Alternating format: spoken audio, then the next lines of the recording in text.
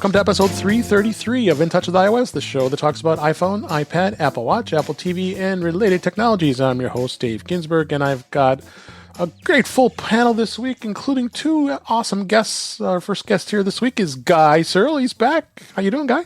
Doing fine. I've been to Florida. I'm fit. I'm tan. I'm ready to go. Yes. Well, okay, you seem in a good mood after having a nice long vacation. So glad you're here. Yeah, it was fun. Also glad I'm here is Erickson is making a return appearance on the show. How you doing, Eric? From Mike Azzoli. How you doing? Good. I haven't been to Florida and I'm not fit, but I'm still feeling good. So that's I'm happy to be all here. That matters. Yeah, absolutely. And as always, our regular contributors, I'm glad Marty Jencius made it back on the show. How you doing, Marty? Thursday's my favorite day of the week, particularly when work is over and I could spend time with this panel and just having fun. Even with me. Yep, we're good. Yeah, with you, Guy, you're always a fun surprise. Okay. Chaos. That was a really nice way to say that. Speaking of a fun surprise, Jeff Gamet is here. How you doing? I'm doing all right, and I'm not tan. And no surprise, I never will be. No, yeah. neither. Yeah. Oh, so glad everybody's here this week. We've got plenty to talk about in Touch with Vision Pro this week, and as well as beta. There was some pretty serious security upgrades we're going to talk about. Jeff having a bit of a saga with his HomeKit and talking with Apple. We'll talk about that and a number of other topics and news. But let's go ahead and get started here. The first thing, as we do every week now, we've been doing In Touch with Vision Pro. First off, Apple did release Vision OS 2.1.1 for those of you who are not on beta. It was a very minor update to the Vision OS 2 operating system. That came out back in September, but it's 3 weeks after the launch of 2.1. It can be downloaded on all Vision Pro headsets by navigating to the Settings app, the general section, choose your software updates. I'm already thinking in my head now, it's pinching and moving, and it works right into that. So. And there's a software progress bar available in the front eyesight display. It focuses mostly on security fixes rather than new features, but recommended that you should update if you don't do beta. So I know neither one of us, Marty or myself, we're already all in on beta for Vision Pro. So I don't have you heard anything? Did you guys discuss any of this last week or this past week? We didn't discuss this public beta on Vision Profiles, but we did the beta 2.2.3, excuse me, for the developer betas. The public beta, as you said, it seems to be just patching vulnerabilities from web browsing functionality, and then including enhanced checks to prevent malicious JavaScript code from executing. And we know Apple has been wrestling with that this week in terms of releases, and then some cookie management. And it's the holidays, so we all need to have cookie management. We do. As you said, it was just a week after Vision OS 2.2 beta 2 was out, so this is now beta 3. Again, we've been spouting this out. The Mac Virtual Display is one of the OG features of App and Visual Pro, but however, with its new wide and ultra-wide modes, the spatial computing offers a more and more immersive experience.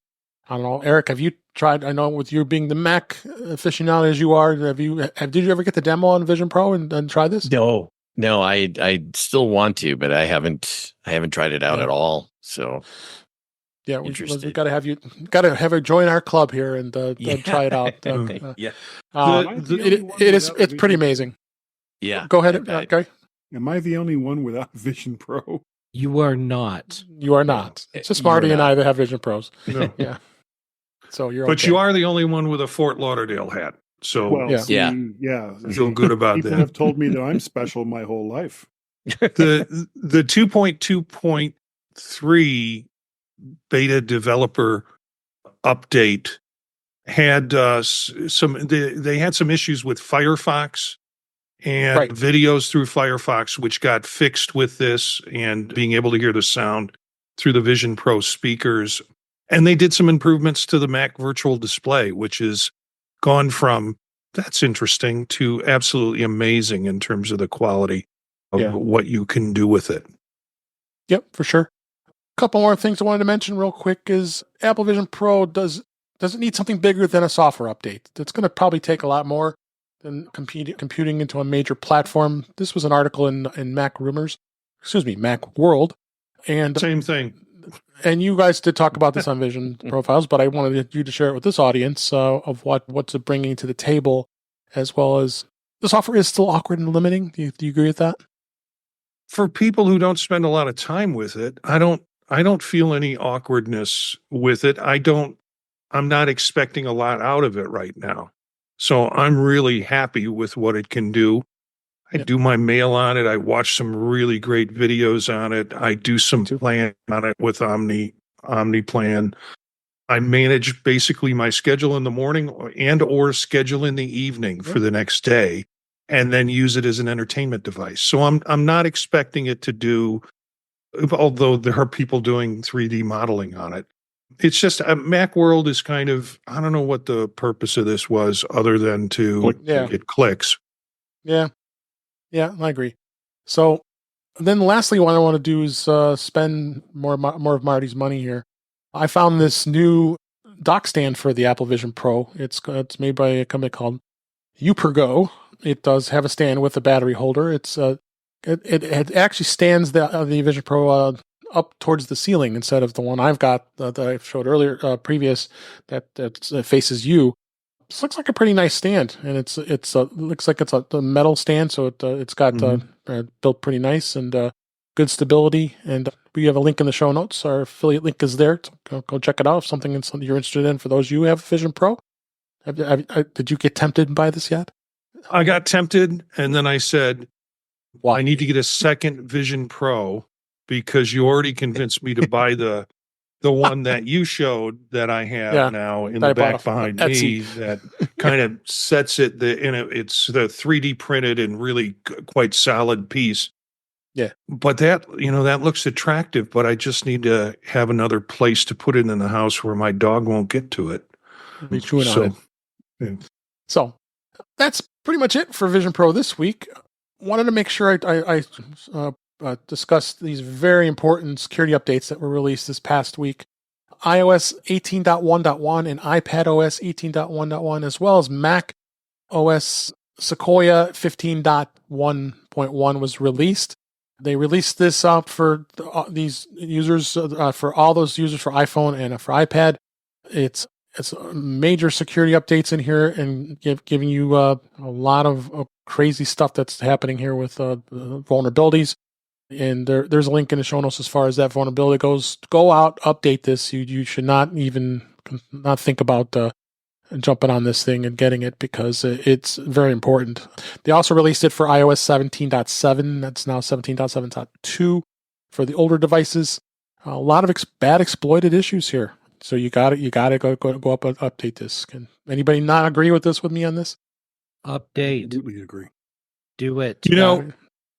Being on these shows, I'm a little bit more sensitive to paying attention to this. I would think maybe the average person might not notice it or know the story behind it in terms of the vulnerabilities. But now it's sort of like when I get the notice or read the story, just go around from device to device and make the changes right away. Just update it. Yeah, don't even waste time on it. This is not a beta. This is something that's super important. There's a lot of has there ever been a beta security release? No, I don't think so. There have been weird. There have been security patches included in beta releases, but I don't recall ever seeing a beta release that's just for security. Well, it's for a virus that's not quite ready yet. Oh, that makes sense. The virus is still in beta yet. Yeah. So, yeah, that makes sense. Yeah. So it's all over the press. So if you haven't even heard about this already, I mean, I'll give them a little bit of details of what the issues is. One of them was an issue with JavaScript Core, which is a framework that allows your iPhone to run JavaScript code. Apple had wrote that the interacting with the malicious crafted web content could lead to arbitrary code execution. The other was with WebKit, Apple's in-house developed internet browser engine used in Safari. Apple wrote that if you interact with a maliciously crafted web content, it could lead to cross-site scripting attack. So some two pretty serious security flaws then that they jumped on it. I mean, it made it to the security the security teams out there, and they just when it goes there, this is serious. So please go upgrade. Don't waste your time. Just do it.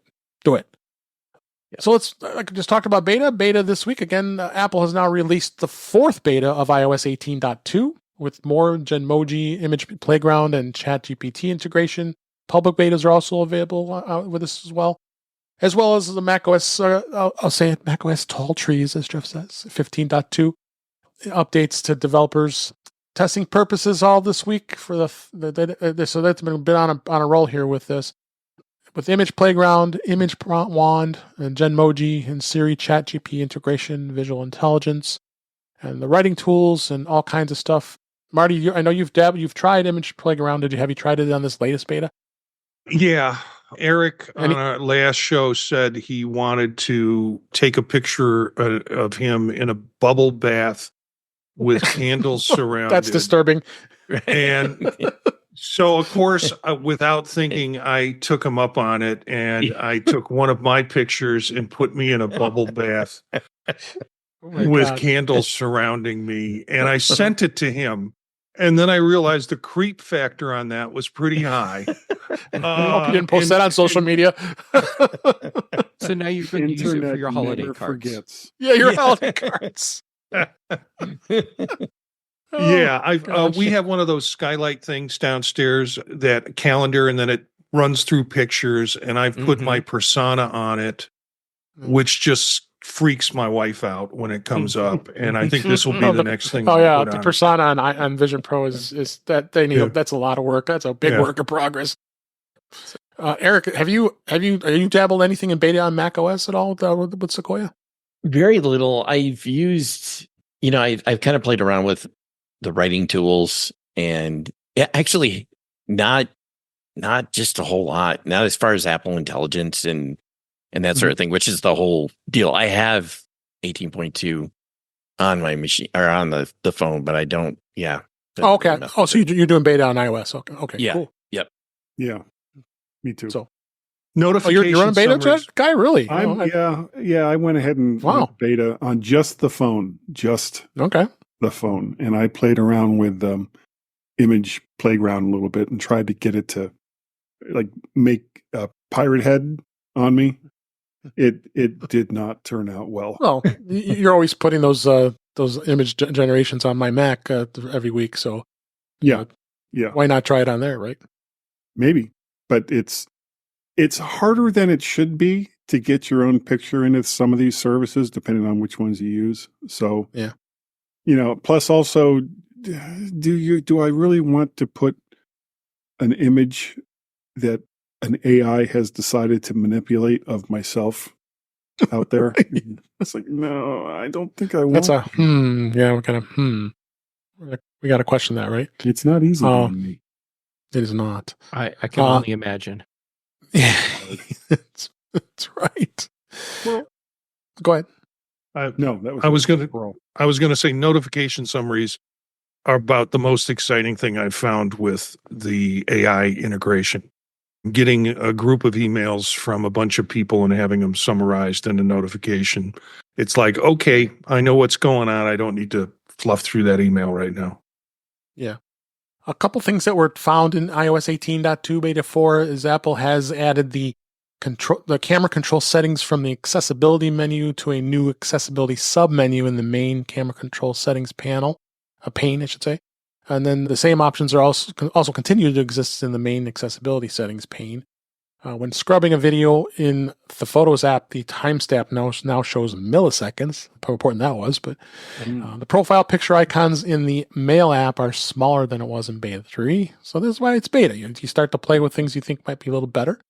But so those kind of one of the few things that did stand out in this version of the beta. So anything else you guys want to add?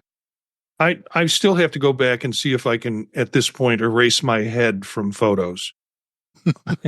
Even the ones in bubble baths? Yeah. just take my head off. I tried to do it, and all it did was pixelate it. So. Yeah. It just makes people even more curious. Yeah. Yeah. That poor man, he had to pixelate his face. Yeah. So, let's move on to this interesting topic. Jeff brought this to my attention. I thought it'd be a great discussion on this. He has had quite a saga with HomeKit and getting things to work properly, and he's been on with Apple engineers. It's gotten to that level, which is a little crazy to get that level. You don't normally hear that happens, but with me, it's a regular thing. It's a regular thing for. Yeah, so give us a little bit of insight what's been happening with the HomeKit, because like I said, I know you're very well versed working with HomeKit, as well as HomePods. So it'd be interesting to hear what happened. Well, okay, so the problem is that I cannot add new accessories to HomeKit, and that is a problem. This has been going on for a year, and at first I thought I was buying defective products, and then I'd send them back, and when I realized, no, it's every single thing I buy and try, I can't add into HomeKit, then I started to realize, okay, there's a different problem here, and it's not what I'm buying, it's HomeKit. And so I've done everything that I can think of, and there's a good chance if you're thinking, oh, I bet I know something you haven't tried. First, you're incredibly clever for coming up with that. But second, I probably already did it. I even went so far as to dig out an old Airport Extreme base station, because you can set that to have a discrete 2.4 gigahertz network. And so I reset my whole network so that it was just 2.4 gigahertz on this old base station. I went out and bought a brand new Apple TV to see if maybe I needed a newer bridge in the mix. And spoiler, neither of those things helped. So I took the Apple TV back. Stick with my older one for now. Anyhow, it got to the point where the other day I decided I've got AppleCare. I'm just going to call. And we started going through everything we could think of, and no luck. And finally we started pulling the analytic logs, like even from my Apple TV. And side note for this, Apple really needs to fix the interface for AirDrop on the Apple TV, because if you're like me and you've plugged it into Ethernet, well, that shuts off Wi-Fi. Right. You can't AirDrop over Ethernet. So what happens when you try and AirDrop one of these system logs to another device on your network, and the Apple TV's on Ethernet, it just gives you the waiting thing. That's it. And it will sit there until the sun goes supernova. It will never stop. You'll never get it. Yep. And so they need to fix that, because I sat there trying to get this stupid file to go to any of my other devices for like half an hour before I realized, oh, wait, I bet Airport is completely disabled on this thing because it's on Ethernet. Yeah. Turns out that was it. Unplugged the cable and boom, everything went. But so got a call back from Apple today, and they said, okay, looking at all the logs, there are 3 apps we want you to uninstall from your iPhone. The first one was Fing, which is a tool that lets you analyze your network and inventory everything that's on your network, and it has some other tools in it. Apparently, that app can do something that interferes with some of the regular network activity. So, boom, that was gone. Next one was an app called Home Assistant. And I had installed that when I was troubleshooting a few months ago and forgot it was there. And that can apparently conflict with some of the things that HomeKit is trying to do. So deleted it. That was gone. And then they said, would you be okay uninstalling TunnelBear so that we all know there's no VPN that's potentially interfering with anything on the network with your iPhone? And I'm like, okay, sure, because I can reinstall that, no problem. Anyhow, where we ended up getting with this was I dug through a box, found some old HomeKit accessories that I hadn't used for a long time. And what we discovered today is that when I go to add a HomeKit device, if it's a device that's new enough that it has a QR code, it will not add to HomeKit. But if the device is old enough that it's from the days before there's a QR code, so there's just the number that the camera would recognize and then just suck the number in, those will install. Yeah. So all of this is going back to the engineers, and they're just right now they're kind of stumped. Doing the log out of HomeKit, or excuse me, log out of iCloud and log back in, that hasn't helped, and of course that creates more problems than it can potentially fix. And the one thing that none of us want to do right now is have me completely reset HomeKit, because there's no guarantee that anything will work. And then also I have to reset up everything from scratch. I said, cause a lot of extra work there. Yeah. And if I have to do that, and I was upfront with Apple on this, it's like, if we're to the point where I need to completely reset HomeKit just to see if that might work, I'll reset it, but I'm going to take everything I have and move it over to Alexa, and then I'll just be done with HomeKit. Because if I have to set it up, I'm going to set it up someplace where I've never had this kind of problem. And I've been on the phone with Apple engineers on more than one occasion, working through really weird HomeKit problems. But it also shows HomeKit is incredibly fragile. Yep. It even after all these years, it is still not at a point where I feel comfortable recommending it to the general public, even though lots of people will swear by it. And why doesn't Apple let you back up your HomeKit database? You can use applications like Controller or Home Plus to back up your database. But even then, Apple blocks certain parts of the HomeKit database from backing up. So, and it's not like, oh, it just doesn't do that. No, this is a sort of thing where they had to have actively gone in to block you from having certain actions back up. So weird. Yeah. Anyhow, that's where we are right now. So I can remove or add really old devices that I had to dig out of a box, but anything that I want to add now, not happening. 2.4. I just don't think home automation, on whether it's Apple or whether it's Google or some of the other players, is just, I don't think it's there yet. There's been so many problems with all of them. I mean, this is not entirely unlike digital assistants, especially back when they first started. Both Alexa and S Lady had lots of growing pains. S Lady still has lots of growing pains. Yeah, so does A Lady. A couple of times that I have tried, they all do, just little things like switches and stuff like that in home. It's just been like, this is just so much more trouble than just getting up and turning on a light switch. It's just not worth it. Yeah. You know what I think?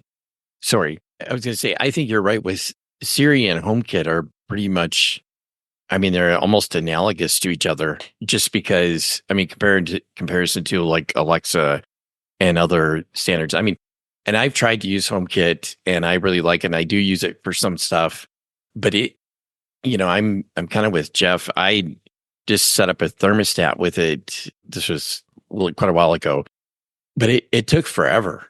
I mean, it was just like I fought with it and then it finally worked, but it still drops out every now and then comes, and I do use, I mean, I have Hue light bulbs and I have other like Zigbee and Z-Wave stuff, and that all works pretty good. I mean, it's whatever, but HomeKit is a whole different thing. And I think it's because Apple's tried to make it so secure, and you know what? I don't know. Well, they make it so secure, it's useless. Yeah, exactly. Yeah. I don't even think the security part is the core problem here. I think it's that it is such a fragile framework that regardless of whatever security features it has, it is just ready to break at a moment's notice.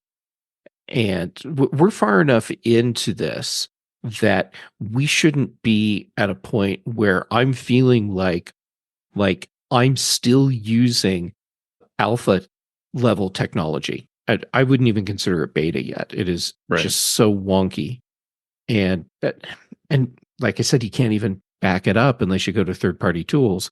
And you can't even get a full backup then either. Next week, Thanksgiving, traveling, I will have to set up my house for some automation, at least lights on and off. The security system is already set up. That's all fine. Every time I've tried to dabble in HomeKit, it's like Jenga. You know, you never know what you're going to put in or what you're going to pull out is going to cause the whole thing to collapse. And I've avoided it as much as I can. And what I'll do for next week is the minimalist stuff, and most of it will probably go through A-Lady. The A-Lady has a feature where you can tell it that you're in like vacation away mode. Mm-hmm. And then the lights that it has control over, it will start doing like random on and off in the evening. And if you're using Hue, just go into the Hue app instead of doing it in HomeKit. And there's a thing, it used to be called Hue Labs, but they don't call it that anymore. And there's a whole vacation mode that you can set up. And that is like rock solid. You just set it up, tell it, here are the dates, and here are the lights that I want you to include, and let it go. And it just works. Yeah. I wind up going through and setting up some automation through the Alexa app in order to make it work for me. But it's, I also have an analog issue here with my wife going around and turning things on and off after I set them up. So, there comes a point where I have to tell her, don't touch anything. And then we run the automation when we're gone. I'm going to dig out a couple links for you, Marty, that might help. One of the problems that I had for a long time was that I'm trying to tell people to do something that goes against what they have been taught their entire life, which is flip a light switch to turn it on and off. Yeah. Right. Yeah. And so finally I realized the fix isn't for me to try and retrain these people. It's to give them the ability to do what they want in a way that fits in with the rest of the ecosystem. It's like for my Hue bulbs, I bought a couple of the remote switches and then double sticky tape them to the wall by the light switches so they can just push a button, because they'll do that no problem. And the other thing, I'll get you a link for this. You can get these little covers that go over the regular light switch, but leave them open on the side. So if you still need to manually flip a switch, you can do it. But I found, cover those up like that. People have the visual, I'm not touching that. Here's this button on the wall. Now they just push that. And it was amazing. I didn't even have to do any training. It was just like, hey, I put a light switch button on the wall for you. Okay. And that was it. Never had a problem since. Yep. That's it. That's a great idea. Do you do in-home service and training? Like, I wish. Sure. And I'll send you my rate card. Okay. We'll make sure travel. We'll make sure those links get shared in the show notes if we could, Jeff. I will dig those up for you. Thank you. I was going to just add one thing. That's a great thing that you said, Jeff, because that has happened in my house too. In fact, what I've done in the past is I've just put a Post-it note with the word "no" over a switch or over something, just so to keep people from shutting it off or turning it on, just because so like you said, that's what they're used to. Mm-hmm. Yep. Yeah, for sure. And, all right. So thank you for sharing that story with us, Jeff, and HomeKit. Your saga continues. And we'll have those links in the show notes. For a while. Never ends. Yeah. And we'll include those links you mentioned in the show notes here. Next topic I want to talk about. We talked about this last week, and Apple did quietly added an inactivity reboot in iOS 18.1 to safeguard a lost or stolen iPhone. We did talk about this, and what it does is that when the iPhone goes unused for 4 days, it will reboot itself, making it harder to forcibly unlock. So we did review that last week, but then there was a researcher had reverse engineered this feature called the inactivity reboot. Basically, the researcher detailed in a blog post how exactly inactivity reboot was implemented by Apple, which did everything quietly without publicly announcing the new security feature. Based on iOS code, it was possible to confirm that the inactivity reboot was implemented in iOS 18.1, although 18.2 beta code suggested that Apple had still been making improvements on it. But contrary to what was previously thought, the security feature has no relation to the wireless connectivity. Instead, it uses the Secure Enclave Processor, the SEP, to track when the iPhone was last unlocked. And the last time unlocked exceeds 3 days, SEP notifies a kernel that then kills the springboard, which is the core of iOS, and then initiates a reboot. So I don't have a problem with this, honestly. I mean, if I was not using my phone and had to sit for 4 days, yeah, I would probably be okay with that. I'll start with you, Eric. Did you hear about this, and what do you think? What Apple did? Was it good that Apple did this and not really announce it, and just people found out about it? Yeah, I think the way that they did it, 4 days is I actually almost think that, probably to be even more useful, it should be a little less than 4 days, because 4 days is quite a long time. But I mean, I think it probably at that point, if for most people they haven't, unlocked it in 4 days, it's probably because it's lost or something. But yeah, I guess, I'm trying to think why would Apple, it's always good for them to probably announce something, but I think they obviously did this probably for, people stealing phones and whatnot, are trying to get into them. Because obviously, I think the article said it's the before first unlock. It's much tougher than before the first unlock than it is after. Once Face ID or Touch ID can be used. Yeah. Any thoughts, Marty? What do you think with this? I think it's great. I think it has all sorts of great purpose. My concern is that if this researcher is able to backwards engineer it, does that mean there's a potential exploit in the system so bad elements can get around it, or we'll figure out how to get around it? Yep. How about you, Guy? I agree with Eric. I think that 4 days is probably too long. 4 days is a long time for somebody that's true. Into your really phone. Think of that. So if it was, and again, we're talking about a phone that's not being used. We're not talking about, they look it up, they look at the weather, and they put it down again. It's right. 48 to 96 hours of complete inactivity. So right. If it was 2 days or 3 days, and if security is enhanced on a lost or stolen phone from a reboot, then yeah, I think that if it hasn't been used in 2 or 3 days, then yeah, go ahead and do a reboot. Make it harder.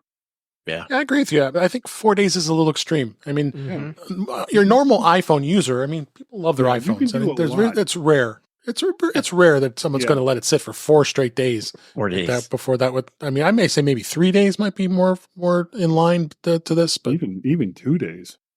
Possibly 2. Seriously. But then if Apple would have added 2 days, there would be an anarchy. People were going crazy. No matter what they do. Yeah, exactly.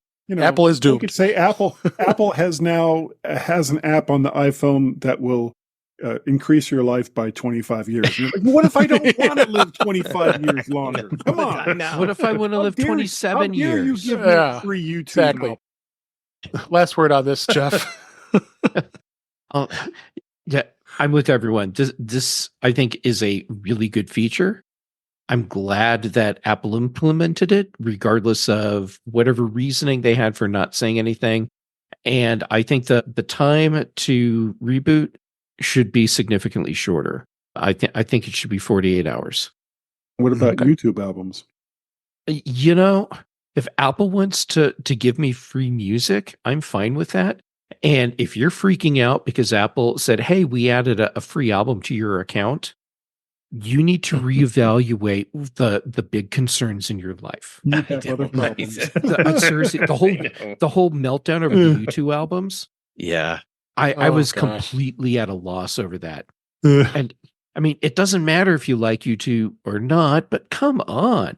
If you're pissed off because Apple has a way to give you free music. Well, they were mad what is your because problem? they couldn't manually take it off. Oh yeah, they could. I know. Oh, right. Sorry. I was still all worked up about the first Sarcasm. part. Yeah. Excellent delivery. I salute you, sir. Yes. Salute. So I always like to continue on. I have with this segment. I wasn't going to, but I'm going to anyway because especially since Eric's here, to be a little bit of in touch with Mac this week. The first one is I want to talk about a little bit is, and I was showing him my Mac Mini pre-show here. It's been 2 weeks since because I've owned it. I've purchased it right when it came out, and I agree with this article from 9 to 5 Mac is the invisible Mac that does it all, and it literally is invisible. And you saw it firsthand. The size of this thing is just incredible. But even more incredible, the one I've got is the M4 Pro, and the performance on this is just stellar. I mean, I'm very seriously thinking about. I mean, I've been using my M1 Pro 16-inch MacBook Pro, which is a workhorse. It's been working just amazingly great for me. That I may be tempted to, maybe move over to the Mac Mini, the M4 Pro. I've got the M4 as a second device as a beta device to play with as well. So, and cost wasn't too terribly expensive. That's the great thing about this. I mean, it's an absolute bargain. I mean, I already saw it with the I wasn't going to get too much into Black Friday sales because they're coming up now, and I'm already seeing Amazon selling the M4 base model with 16 gigs of RAM and 256 gigs of solid state for $499. Wow. It's a full $100 off what Apple started off with. So pricing is pretty incredible. Storage in them too. Yeah, kind of. Kind of. I mean, it is removable, but Apple has really. I mean, I was watching YouTube videos where you actually have to desolder the chip off of the card and put a different chip on it. It's not as simple as taking the SSD drive out of this one and putting in another one. And the even weirder thing is the M4 Pro has a completely different designed SSD than the M4 does. I mean, the M4 Pro looks like, the M4 looks like a standard, small little NVMe, the half size one, but the Pro, it's like a long, almost like an L-shaped SSD NVMe. So if you swap them, I've seen videos of people have tried it and it doesn't work. So so I think we got a little time yet to see how people are going to reverse engineer to get this going, but you would be surprised. You would definitely be surprised. But this is a pretty incredible device. I know, Marty, you've got one. You've got a Mac Mini as well. Have you had some good experience with it so far? I have basically taken everything I do on my Ultra Studio One and put it onto the Mac Mini Pro that I have. Like mine. And I can't make any noticeable difference. One thing I did some conversion of video out of Premiere, and I noticed that it was a little bit slower, maybe 1.5 times that it would normally take if I was running it through my studio. And I think that there was, Studio has many more cores in it, and that might have been a reason for that. Was that an Extreme or just the Ultra? Just the Ultra. There was a video. I was in the Portland Mug. They have a multimedia SIG, and last night I was working and I jumped in. And they showed a video of exactly the problem I'm considering when the new Ultras come out. Should I invest in a new Ultra, or should I just get a fully amped up M4 Pro?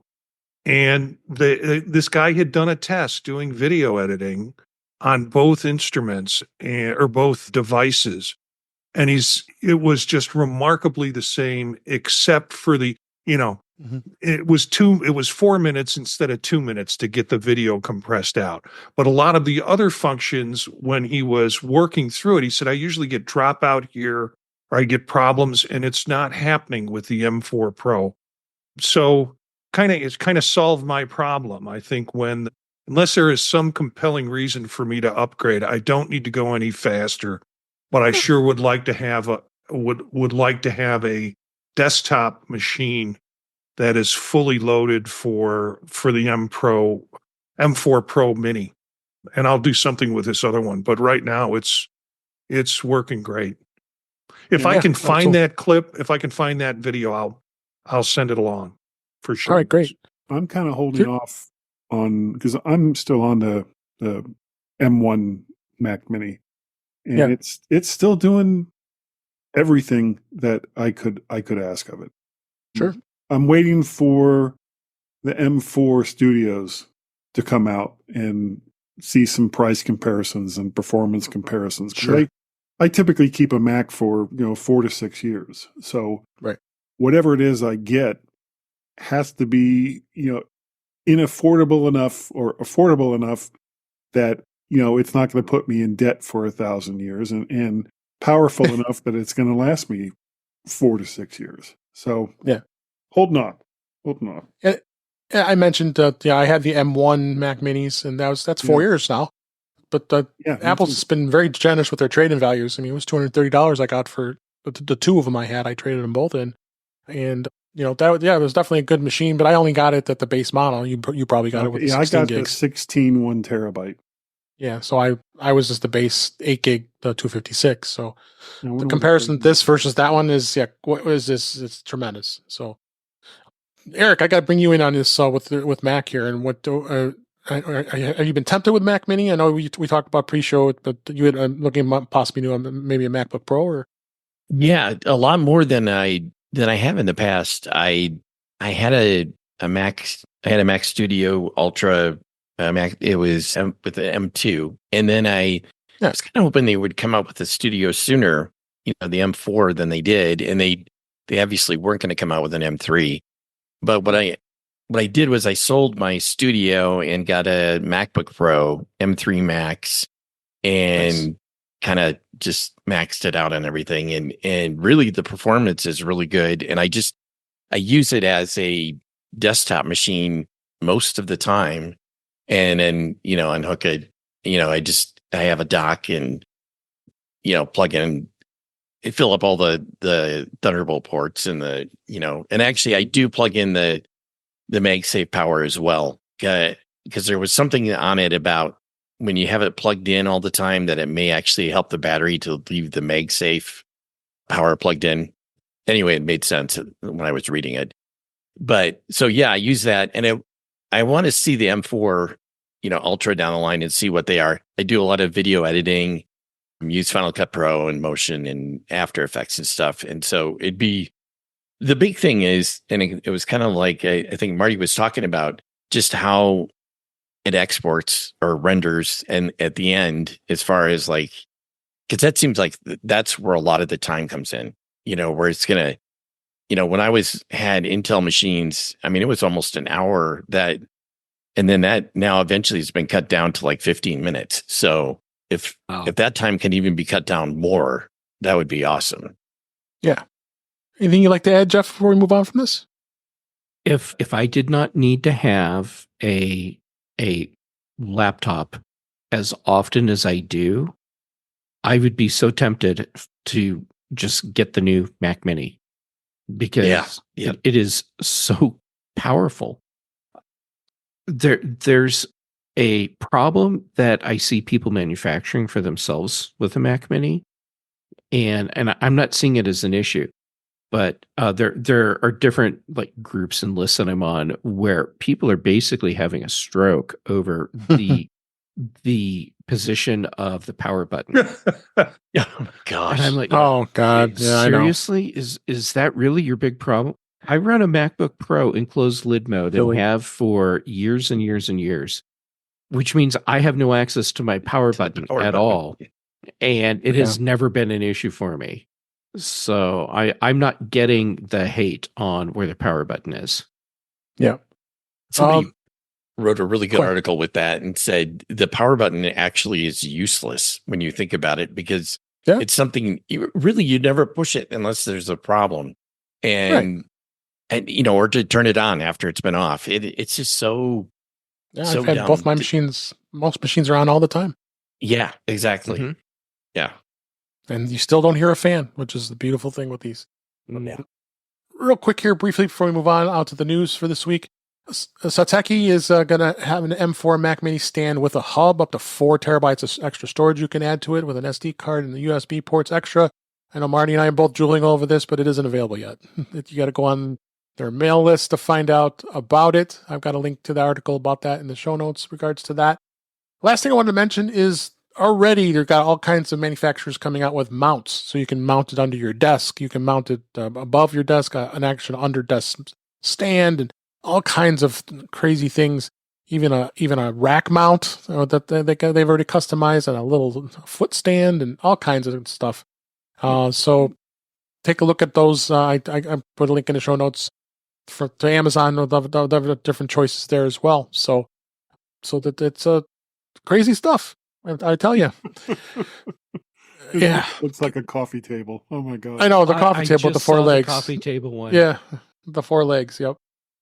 So, all right, let's go ahead and move on to the news for this week. Apple is ending support for Safari bookmark syncing on iOS 10 and earlier. A support document was published this week that Apple said it was dropping support for Safari bookmark syncing on iPhones, iPads running anything of iOS 10 or earlier, and Macs running macOS Sierra and earlier, starting on December 18th of 2024. Apple said the decision is in accordance with its minimum software requirements for iCloud. So you won't be able to sync any of your bookmarks anymore, and I'm not surprised at all. I mean, let's face it, 2010, what is that? 14 years ago? I mean, I think that was a great run. Apple is always great and supporting devices for a long period of time for the most part. So I'd say, la vie, people, time to get new devices. I mean, you definitely got your money's worth. You're still using iPhones and iPads of that vintage. So it's not going to support my 933 Quicksilver anymore. No. Well, I know. They're just looking for ways to screw you all the time. Same thing is happening with iCloud backup. So it's going to, you're also going to lose support for iOS 8 and earlier. So they're being a little more generous with this. So you'll have to have iOS 9 in later, and Apple will notify customers by email to let them know that new backups for iPhones and iPads running iOS 8 or earlier will no longer be supported, and Apple will be deleting all existing iCloud backups of those devices as well. Wow. So, and this article actually shows somebody posted on, looks like X, that they got this email from Apple saying, telling you have to have iOS 9 or later. So again, what are we talking about now? 16-year-old devices. So going to 21st century, please. Yeah. Well, so, you know, it's, for me, we see these articles and then there are going to be a portion of people who are going to complain or gripe. And it's sort of like, okay, well, go get a Pixel phone or go get, another device and see how much legacy they stick around with these things. Yep. You can find something to complain about with another device. Oh, yeah, for sure. Yeah. So, anything you want to add on this, Eric? No, I don't think so. Okay. Dave, all right, if you have a device that's that old that you really do need to keep around and you want to have backups for it, pay for Amazing. Yeah. It will back up an iPhone 1. Yep. So it'll be crazy to see the string of dongles you have to put together to make that happen, but it'll do it. Yep. I agree. No, I'm a string of dongles. Isn't that an alternative rock band? Should have been. Yeah, could have been. There should have been. It's my Spandau Ballet cover band name. Thought so. Yep. I keep waiting for that SCSI to USB-C port to come out. Oh gosh. Moving on. AT&T's turbo indicator showing up in iPhone status bars for subscribers AT&T has begun to display a quote-unquote turbo in the iPhone carrier label for customers subscribed to the premium network prioritization service, according to reports. The new indicator seems to have started appearing after users updated to 18.1.1, but that could just be a coincidence. The turbo feature provides enhanced network performance through prioritized data access, offering improved speeds and low latency for activities like gaming and video streaming. Previously, customers had to limit ways to confirm the service by enabled beyond checking technical network settings. So, oh boy, so this is what they charge. You can easily verify when that $7 a month add-on is on your line here. So I've lost complete faith with having AT&T. I dumped them many years ago. I believe a few of us here has done that as well. So, okay, whatever, AT&T, as far as I'm concerned. Is that like blue check marks in X? In X, yes. Yeah.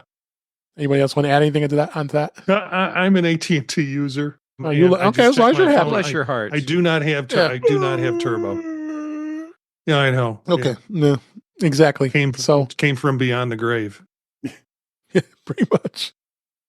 A little bit of cord cutting news. This was a kind of a big story this week. Comcast has officially spun off MSNBC, USA Network, and other cable networks into a new company. It's going to be all those networks and Sci-Fi and a number of others. And NBC is going to retain their assets to NBC Broadcast Network. And they're also going to keep Bravo for some. I guess Bravo's important, and then Peacock has really been becoming a big business for them. That service has really gone big. It's going to be a service called Spin On, and then Mark Lazarus, who is a media executive, will lead a company up as a CEO, and they're just gonna get it structured out here. So maybe it's more things to come. As far as I'm concerned, Comcast can get rid of everything because I've lost all faith in ever wanting to have to do business with them, but unfortunately, I have to do it in some areas of my homes here. In our lake house, we have no options other than Comcast, unfortunately. So, but been very happy with AT&T Fiber, and I will never go back. So, anybody want to add anything to that? Screw those guys. I'm all about municipal broadband. Yeah. And you had Comcast at one point. I had Comcast for a very, very long time. And now I have fiber right into my place. Same here. So with these different services spinning off, I don't get why. Was this just a decision to break up the company in a way, or I think they're trying to get, does it serve? They're trying to get I have a link to not only the article, I also have the press release from Comcast. They're just looking to spin off at our asset. They want to get their assets realigned, position it for success, and they want to go focus on just, like I said, the NBC television network and NBC Sports, and Peacock is probably their big thing, and Bravo has also been a big thing because the Housewives of Beverly Hills is so important. So I think that was what their transition was to spin it off, and it's called SpinCo. So that's going to be the name of the company. Yeah, I think so. Separate company, separate stock, but it'll be a subsidiary. They'll still have some ownership to it, but it won't be as part of the NBC Universal family of networks like it was. I mean, they got to diversify. I mean, Comcast is losing subscribers left and right, and rightfully so. From what just because they sold these off. No, it's not going to stop, but it's also going to let them realign what their business vision is. I believe that's what cable setup. I use YouTube TV. Is this going to impact, where they're sending their services? So I don't think so. Yeah. Yes, it will.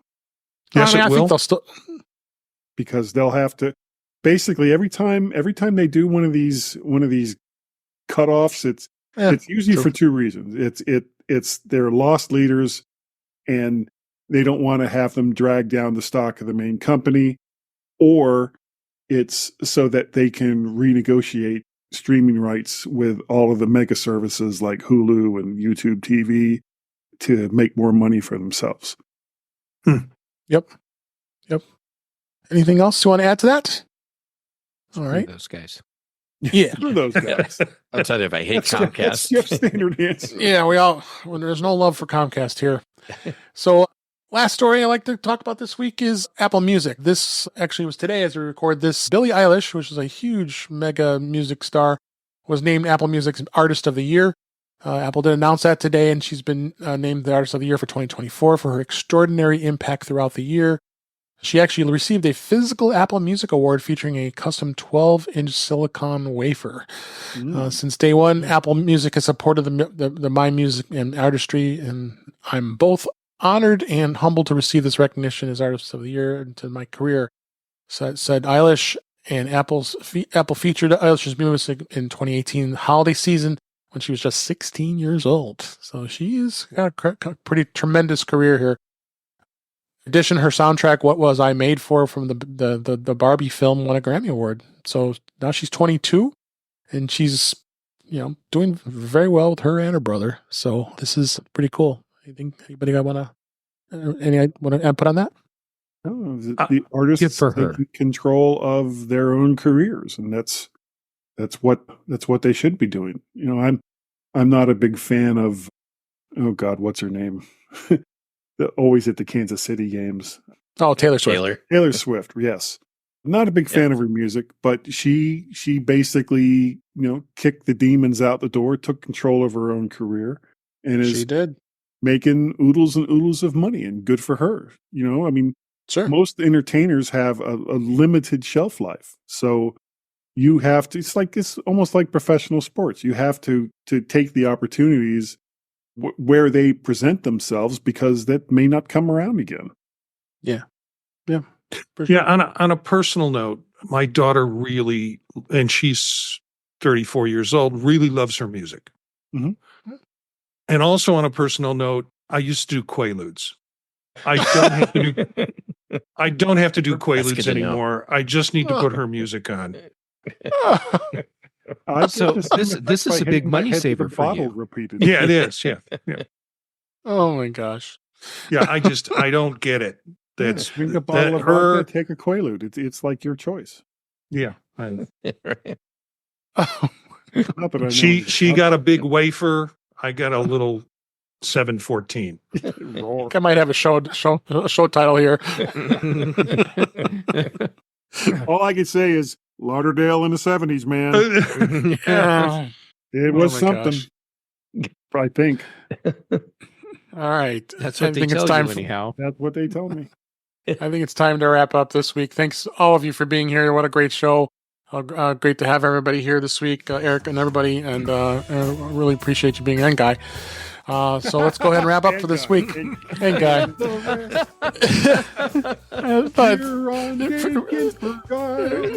Oh, gosh. Here we go. That's a wrap for this week. Please send your comments, questions, and suggestions to our email address, which is feedback@intouchwithios.com. You can find me on Blue Sky and Mastodon. That's at InTouchWithIOS. Support the show by buying me a coffee at intouchwithios.com/coffee. We would really appreciate it. You can become a patron of the show by going to patreon.com/intouchwithios, where we have 2 tiers available to support the show. We would really appreciate it. Make sure you like, share, and subscribe when you're notified when we're live streaming, which is on Thursday nights at 8 p.m. Eastern Time, 5 p.m. Pacific on our YouTube channel, which is youtube.com/intouchwithios. Shout out to Brian and Webb and a couple others who made it onto the show, out to the chat this week. You can be there live. You can also watch the past live stream. I keep that up there, and as well as you can listen to past shows in audio format. You can visit In Touch with iOS magazine on Flipboard, where many of the topics we were discussed were flipped into that magazine. The link is in our show notes. You can subscribe to the show in your favorite podcatcher, including Pocket Casts, Overcast, Apple Podcasts, many others. But better yet, just go to our website, intouchwithios.com, where all the links to all the ways to listen to us are there. I am Dave Ginsburg. You can find me on Blue Sky at DaveG65 at bluesky.social. Guy Serle, thank you so much for being here. I really appreciate you being here. And where can people find you? Enjoy coming here. It's always a good discussion, and except for Jeff, really, really good co-hosts.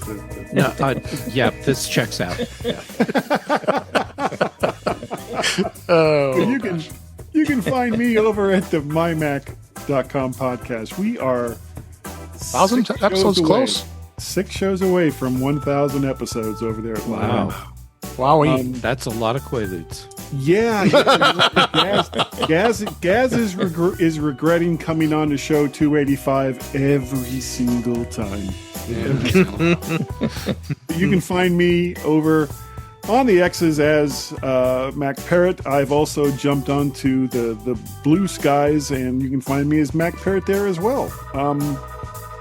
Other than that, I am Vert Shark over on YouTube, and oh goodness sakes, just look for either Vert Shark or Mac Parrot, and chances are I'll be following along there somewhere.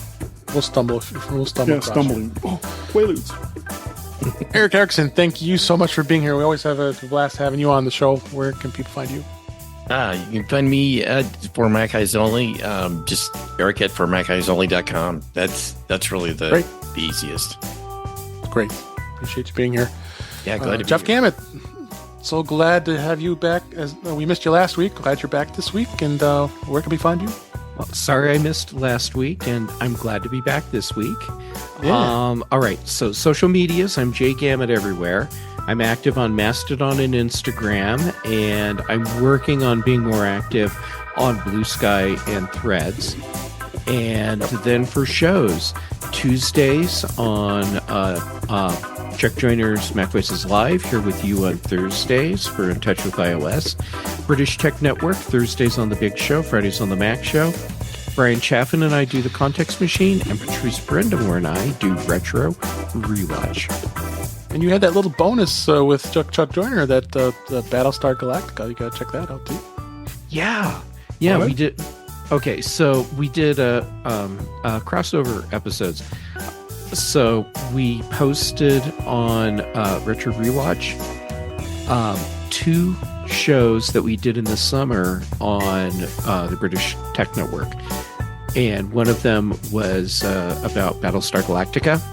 Which one? All of them. In one episode. Well, the first series wouldn't have taken that long. Right. And we mentioned the only good episode in Battlestar Galactica 1980, which is the last one with Starbuck in it. And anyhow, but then we also talked about Mythbusters for the other special crossover episode. So we're back now to Stargate SG-1, Season 1.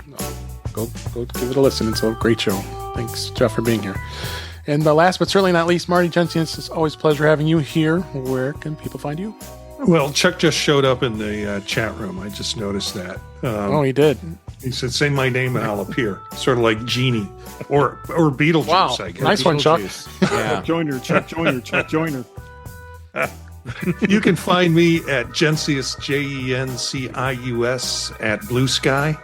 Also on Monday nights with Eric Bolden at 9 p.m. live, if you want to watch it on YouTube, with Vision Profiles. And then Tuesdays with Chuck Joyner on Mac Voices Live, and Chuck and Eric and I did a show about the first 10 things you want to do when you get your Vision Pro. And it was kind of like, these are the top 10 things that you should do if you try it. And that's going to be on Vision Focus, which is kind of a crossover show that we do. But Tuesday nights generally with Chuck and the rest of the gang. Wednesday nights, a new show called Old Mac Gang. And it's all plus 65-year-olds. And talking about senior issues with Mac. And, these guys are great. They've got, personalities, but it's like your grandfather. We keep the shows to 30 minutes because anything longer would be too much. And then Thursdays here, of course, with Dave Ginsburg. So grateful to be with this crew. Yep. And I would hope one of those top 10 that you talked about is getting spend Chuck's money to buy a Vision Pro, right? Yeah, well, that was part of the setup in the show. Perfect. That's all I could expect. All right. Thanks, everybody, for listening. Thanks for watching. We enjoyed doing the show, and I hope you come back again next week. Programming note next week, because of the Thanksgiving holiday. No, we are not going to take the week off. We're going to do a Friday recording show, and I have a special guest, Patrice Brendamore, is going to be on. Can't wait. It's going to be a lot of fun. But until next time, thanks again, and we'll talk again soon.